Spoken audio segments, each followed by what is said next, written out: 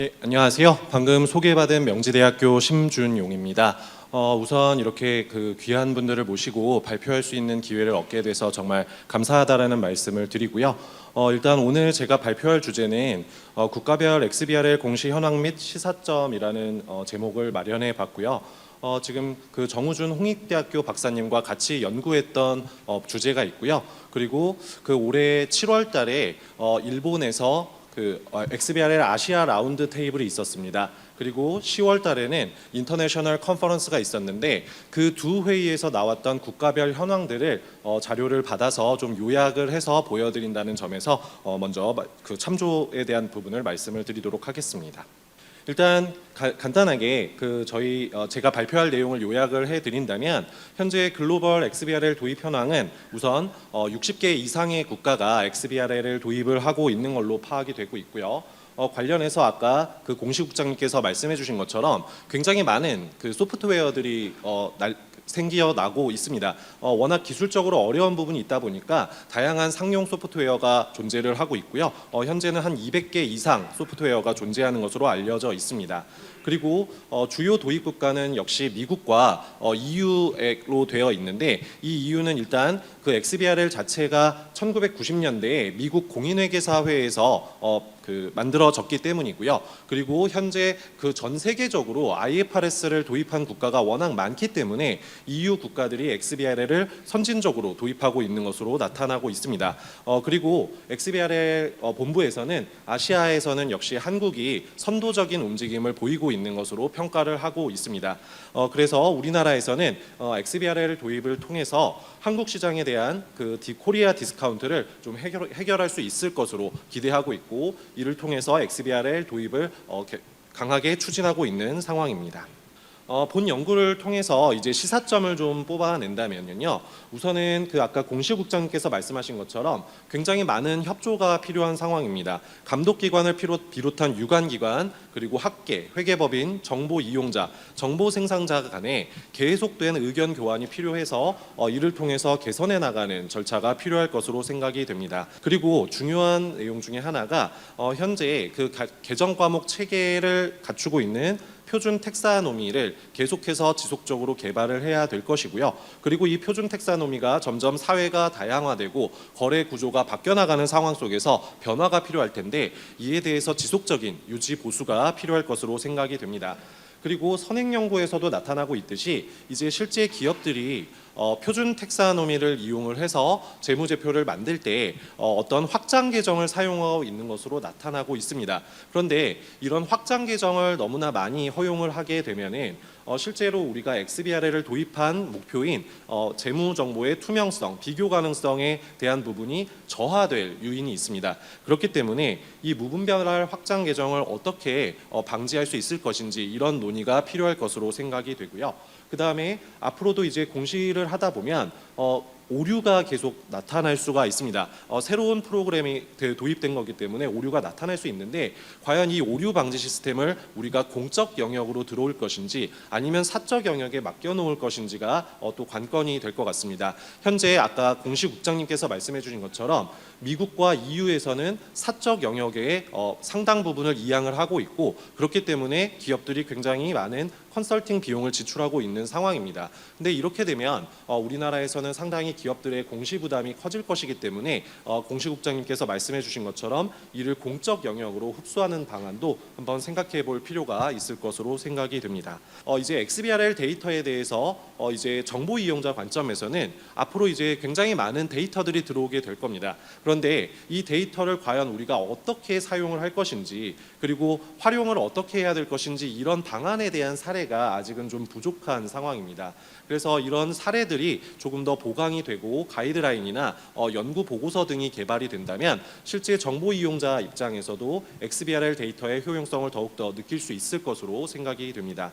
그리고 이제 우리나라도 2025년부터 ESG 공시 의무화를 예고를 했습니다. 그렇다면 ESG 공시도 결국 이루어지게 될 텐데 이를 지금까지처럼 기존의 방식을 했다가 나중에 XBRL로 옮겨갈 것인지 아니면 ESG 공시 초기부터 과연 XBRL을 도입하는 것이 적정할 것인지 이런 부분에 대한 준비도 지금부터 논의가 되어야 되지 않을까 이런 생각을 해볼 수가 있겠습니다. 다음으로 먼저 우리나라의 현황을 좀 말씀을 드리도록 하겠습니다. 일단 2023년 3월 31일에 금융감독원 보도자료에서 발표된 대로 우리나라는 2023년 사업보고서부터 비금융업은 자산 총액 2조 원 이상인 경우에는 이제 주석까지도 XBRL을 이용해서 작성하도록 하고 있습니다. 그리고 금융업 같은 경우에는 2023년 3분기 보고서부터 재무제표 본문에 대해서 XBRL 공시를 도입을 했습니다. 실제로 이 부분은 제가 한번 2022년 말 기준으로 그 별도 재무제표, 개별 재무제표 기준으로 그 자산 총액을 한번 구분해 본 결과입니다. 그런데 이제 저는 분석을 할 때 저희가 학계에서 주로 사용하고 있는 TS2000 프로그램을 이용해서 기업 리스트를 추출해 보았습니다. 그리고 키스 밸류를 통해서도 기업 리스트를 추출해 보았고 그 다음에 이미 저희 금융감독원에서 제시하고 있는 그 다트 시스템에서 대용량 재무 자료를 받아서도 기업 수를 한번 분석을 해 보았습니다. 그런데 여기서 하나의 문제점을 발견할 수 있었던 부분이 세 가지 프로그램에서 도출한 기업 수가 전부 다 조금씩 차이가 있었습니다. 그 얘기는 아직 우리나라가 상당 부분 투명화된 공시를 하고 있음에도 불구하고 그 데이터를 어떻게 수집하고 가공하느냐에 따라서 공시되는 내용에 차이가 있을 수 있다는 점을 확인할 수가 있었습니다. 그래서 일단 저는 TS2000 기준으로 기업 수를 제시를 해보았는데요.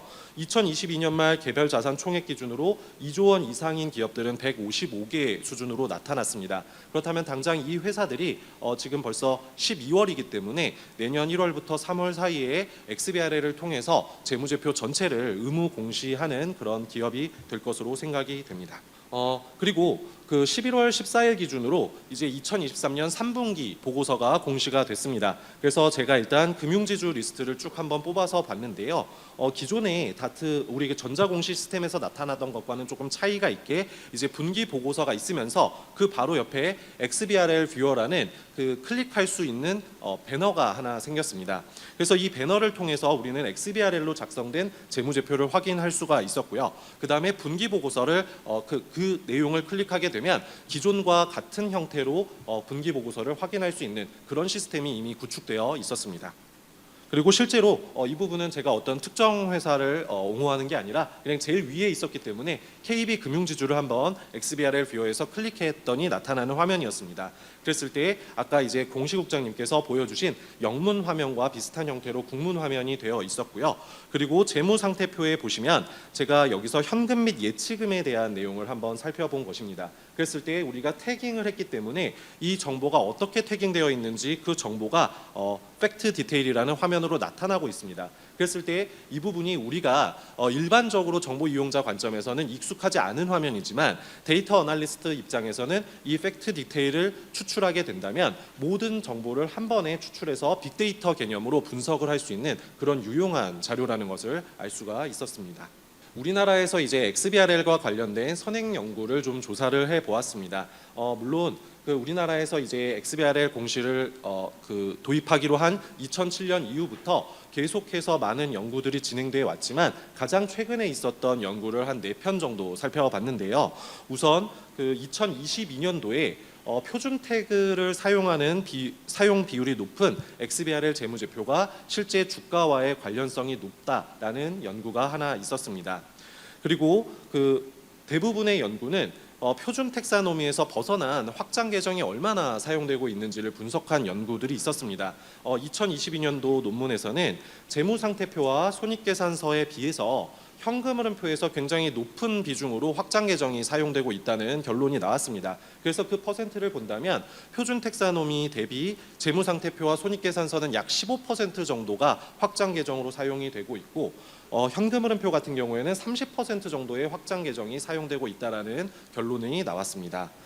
그리고 현재 우리나라 XBRL 재무제표 현황을 분석한 결과에 따르면 표준 계정, 즉 표준 텍사노미가 존재함에도 불구하고 무분별하게 확장 계정을 사용하는 경우가 많다라는 이런 지적이 있었고요.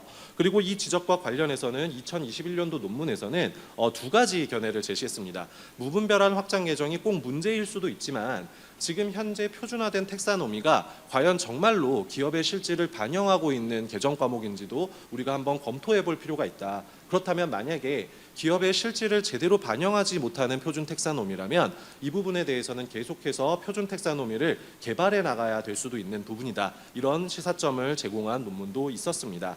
그래서 지금까지의 선행 연구를 본다면 사실 그 논문들의 어조가 본다면 이제 우리나라가 2011년부터 그 XBRL로 작성한 재무제표 본문에 대한 정보를 제공하기 시작했습니다. 그래서 약 9년에서 10년 정도의 시간이 지났음에도 불구하고 아직도 이 부분이 정착되지 못했고 제대로 활용되지 못하고 있다라는 문제점을 지적한 논문들이 많이 있었습니다. 그러나 저는 이런 방향으로 생각해 볼 수도 있지 않을까 의견을 제시해 봅니다. 우리가 선제적으로 9년 동안 이렇게 XBRL을 준비를 해왔기 때문에 그간 있었던 많은 문제점들을 발견할 수 있었고 그리고 지금 본격적으로 도입하려는 과정에서 금융감독원의 노력으로 한 번의 프로그램을 도입해서 최대한 정보 이용자와 정보 생산자의 편의를 고려할 수 있는 이런 준비를 갖출 수 있는 시기가 아니었나 생각을 합니다. 만약에 우리가 지금부터 XBRL 재무제표를 작성해야 된다라고 해서 지금부터 준비를 시작한다면 굉장히 많은 어려움들이 있을 것입니다. 그러나 과거 우리가 10년 동안 있었던 시행착오들이 지금 우리가 앞으로 나아갈 수 있는 소중한 재산이 아닐까 이렇게 생각을 해볼 수가 있었습니다. 다음으로는 이제 주요 국가 중에 하나인 미국의 현황을 좀 말씀드리도록 하겠습니다. 아까 이제 제시해 주신 것처럼 미국의 현황은 이미 어느 정도 요약이 되어 있는데요. 미국에서는 2011년부터 모든 기업에 대해서 재무제표 본문과 주석을 XBRL을 활용해서 작성하도록 하고 있습니다. 그리고 2019년부터는 기업 규모별로 해서 단계적으로 해서 인라인 XBRL을 적용하도록 했습니다. 이 인라인 XBRL과 기존 XBRL의 차이는 XBRL의 경우에는 기본적으로 기계가 즉 컴퓨터가 읽어드릴 수 있는 언어로 구성되어 있습니다. 그러다 보니까 우리 사람들이 보기에는 이 언어들이 데이터 애널리스트 또는 이 기술적인 지식이 있지 않은 한 XBRL 언어를 바로 이해하는 게 굉장히 어렵습니다. 그래서 이 인라인 XBRL을 통해서 기본적으로 사람도 같이 확인할 수 있는 그런 형태로 지금 구조화 시켜 놓은 것입니다. 그래서 이 부분은 미국의 공 시스템인 에드가 시스템이 있고요. 에드가 시스템에서는 자체적으로 오류가 그 기업이 제출한 재무제표 정보에 오류가 있는 경우에는 바로 그 알림과 그 다음에 오류가 어떤 형태인지 코드화가 되어서 그 제출자가 확인할 수 있도록 시스템을 갖추고 있습니다. 그리고 텍사노미와 관련해서는 FASB에서 계속해서 회계 기준과 관련해서 텍사노미를 업데이트하고 있는 상황인데요. 아무래도 국제적인 정합성을 맞추기 위해서 IASB와 계속해서 협조를 하고 있는 것으로 나와 있습니다. 그리고 미국 공인회계사회에서는 텍사노미와 관련된 교육을 담당을 하고 있고 그 다음에 텍사노미 검증과 실제로 기업이 제출한 데이터의 품질 관리는 XBRL US에서 품질 관리를 담당하도록 하고 있어서 분업화 체제를 갖추고 있는 것으로 나타나고 있습니다. 그래서 XBRL US의 데이터 품질 관리를 좀 말씀드린다면 사실 그 데이터를 작성하는 것보다 그 데이터의 품질 관리가 굉장히 중요한 부분일 것입니다. 그래서 XBRL US에서는 이제 DQC라는 위원회를 하나 마련을 하고 있고요. XBRL 데이터의 정합성을 검증하고 모니터링하는 시스템을 구축하고 있습니다. 그리고 SEC에서는 XBRL 재무제표를 제출하는 모든 기업에 대해서 DQC 검증을 하고 그 오류를 해결한 이후에 제출을 하도록 강제하고 있는 상황입니다. 그리고 XBRL US에서는 이 규칙 및 가이드를 지원하는 소프트웨어 인증제를 시행을 하고 있고 이 인증을 통과한 소프트웨어 목록을 공개를 하고 있습니다. 이는 우리나라와 좀 다른 체계인데요. 우리나라는 금융감독원에서 이미 XBRL 작성기를 제공을 해서 공적인 영역으로 가지고 오고 있지만 미국에서는 XBRL 재무제표 작성이 아직 기업들이 각자 해야 되는 사적인 영역으로 남아있기 때문에 이 사적인 영역에서 아까 말씀해 주신 것처럼 스스로 작성하기가 워낙 어렵다 보니까 외부 기관 또는 외부 소프트웨어를 이용을 해야 되고 그랬을 때 과연 어떤 소프트웨어를 이용하는 것이 좋을지를 아예 모아서 이제 소개를 하고 있는 그런 시스템을 갖추고 있다라고 보여집니다.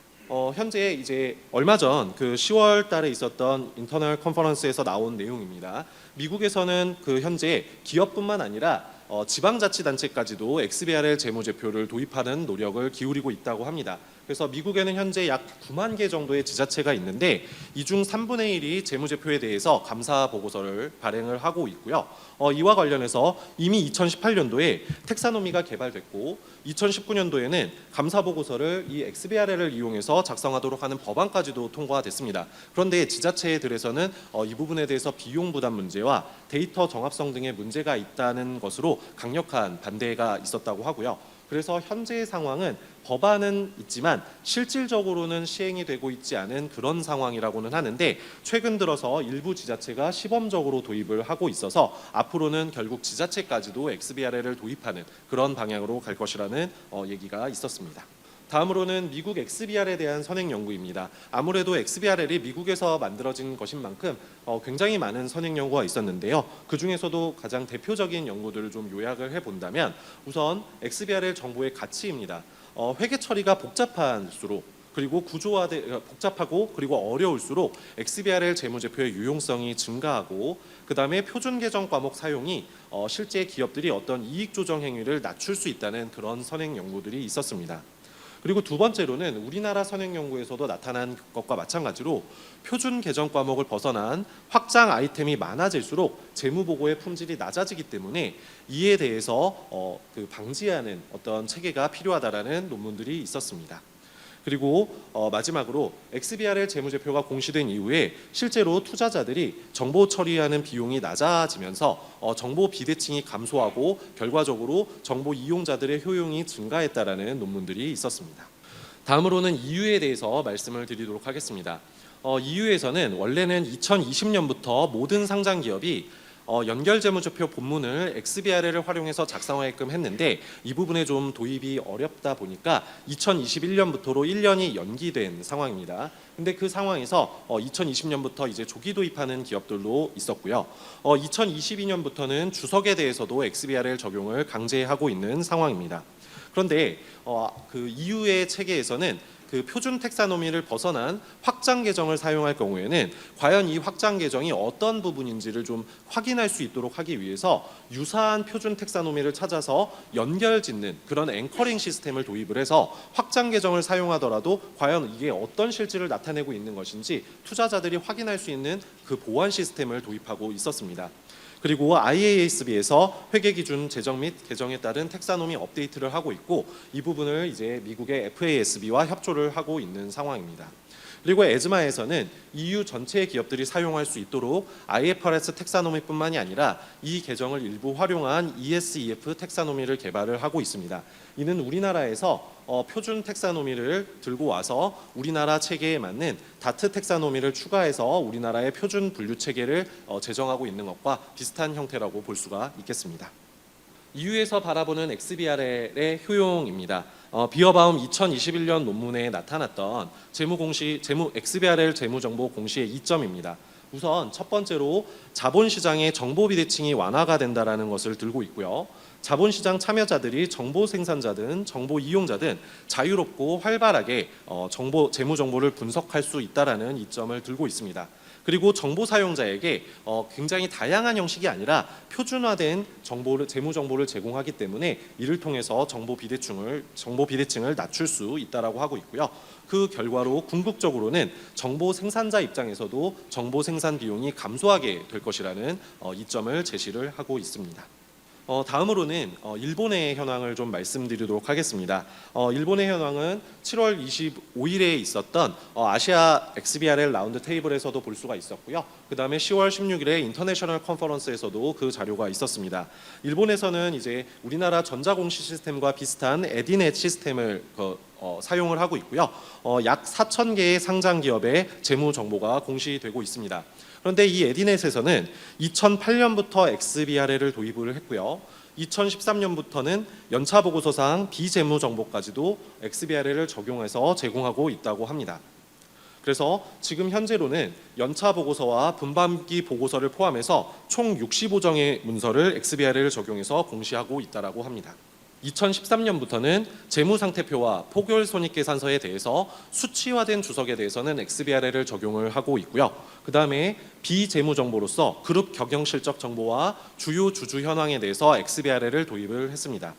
그리고 2019년부터는 기업 지배구조 정보를 XBRL을 적용해서 제공을 하고 있고 2021년부터는 감사인의 감사 보고서와 관련해서 핵심 감사 사항과 감사 의견까지도 XBRL을 적용해서 제공하고 있는 상황입니다.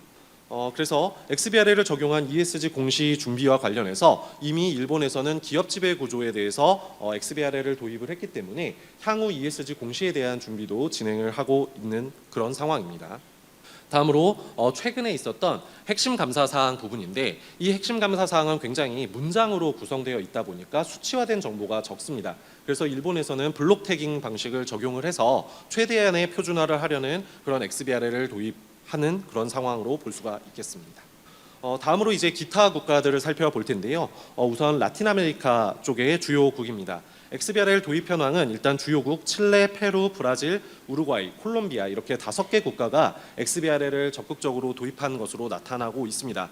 다만 그 시작 연도는 각각 차이가 있는데 이 현황에 대해서는 도입은 하기는 했는데 그 이후에 실제 사용 현황은 좀 더딘 상황으로 나타나고 있고요. 도입 시점에 있었던 텍사노미에 대한 업데이트도 아직은 지지부진한 상황으로 나타나고 있습니다. 다음으로는 이제 대만의 상황입니다. 대만의 경우에는 재무제표 본문과 주석 일부에 대해서 이미 XBRL을 적용해서 공시를 하고 있습니다. 그리고 이 컨퍼런스에서 이제 얘기했던 부분이 대만에서는 이미 ESG 공시와 관련해서 XBRL 공시를 준비를 하고 있고 현재 ESG 공시에 관련해서 29개 항목을 XBRL로 입력할 수 있는 시스템을 구축했다라고 하고 있습니다. 다음으로는 인도입니다. 인도의 경우에는 2011년부터 재무제표의 XBRL 공시를 단계적으로 의무화하기는 했는데 이를 통해서 25,000개 기업이 XBRL을 적용해서 재무제표를 제출했습니다. 그런데 이 기업의 숫자가 대략 한 30% 정도의 기업 숫자라고 합니다. 그래서 현재는 30%의 기업만이 XBRL을 적용을 하고 있는데 향후 지속적으로 확대를 해서 최종적으로는 인도 내 기업 중에 70% 수준의 기업에 대해서 XBRL 재무제표를 공시하도록 하는 것이 목표라고 하고 있습니다. 다음으로는 오만의 내용입니다. 오만은 비전 2040을 설정을 했는데요. 이 2040을 통해서 통합 플랫폼을 구축을 했습니다. 그래서 이 통합 플랫폼에서 오만 증권시장의 모든 상장 기업의 재무제표가 공시가 되고 있는데 아직까지 XBRL 도입에 대해서는 좀 지지부진한 상황이지만 이 오만 비전에 따라서 앞으로는 계속해서 XBRL로 재무제표를 공시하도록 노력을 기울여 갈 것이라고 합니다. 말레이시아의 경우에는 2023년도에 최근 선행 연구가 있었습니다. 말레이시아는 2018년 9월에 XBRL 기반으로 재무제표를 공시할 수 있는 시스템을 출시를 했습니다. 그런데 문제점은 말레이시아 전체 기업 중에 3.7%만이 지금 그 시스템을 사용하고 있다라고 하고 있고요. 그리고 그 원인을 분석하고 있는 두 가지가 있는데 그 원인으로 첫 번째는 구조화된 데이터에 대해서 정보 생산자와 정보 이용자 모두가 이해도가 부족하다는 점을 들고 있고요. 두 번째로는 최초에 이 XBRL을 도입하는데 추가적인 비용 부담이 발생하게 되는데 이 비용에 대한 부분을 부담스러워하기 때문이라는 논의가 있었습니다. 그래서 지금까지 살펴본 여러 국가들의 현황을 가지고 시사점을 좀 살펴보도록 하겠습니다. 우선 여러 기업들이 느끼고 있는 것처럼 XBRL 기반 공시 활성화가 어려움이 있습니다. 정보 제공자의 입장에서는 일단 기술적 개념에 대한 학습이 필요하다는 문제점이 있습니다. 구조화된 데이터를 제공하기 위해서는 IT 지식이 필요하고요. 근데 이 IT 지식만 있는 게 아니라 회계학적 지식이 동시에 필요하기 때문에 과연 회계학적 지식과 IT 지식을 동시에 갖추고 있는 그런 경우가 얼마나 많이 있는지 이런 부분에서 굉장히 많은 비용 부담을 느끼고 있는 것으로 알 수가 있습니다. 그리고 이제 두 번째로는 정보 이용자 측면입니다. 정보 이용자 측면에서는 XBRL 데이터가 계속 논의가 되고는 있으나 과연 이걸 어떻게 활용할 수 있는지에 대한 사례가 부재하다는 데 문제점이 있습니다.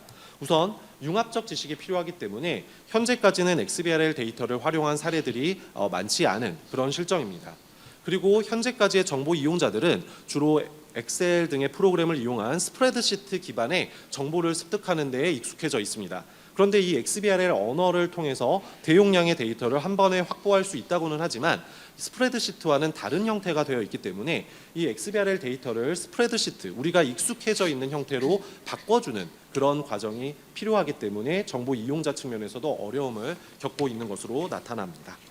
최종적으로는 결국 각각의 이해관계자가 각자의 역할에서 서로의 어려운 점과 그 다음에 장점들을 공유해 나가면서 발전해 나가는 그런 시사점이 필요하지 않을까 생각을 해봅니다. 그래서 이 마지막의 그림은 일단 정보 생산, 결국 이 모든 목적은 정보 생산자가 정보를 생산을 해서 정보 이용자에게 제공을 하고, 정보 이용자는 이 생산된 정보를 각자의 필요에 맞게 유용하게 활용하는 데 목적이 있습니다. 근데 그 중간 과정에 있는 감독 당국, 유관기관과 그리고 공인회계사회, 그 다음에 학회, 학계 등에서 여러 가지 노력을 기울일 필요가 있다. 그래서 이런 순환 과정이 이루어질 필요가 있다라는 점에서 시사점을 제공할 수가 있겠습니다.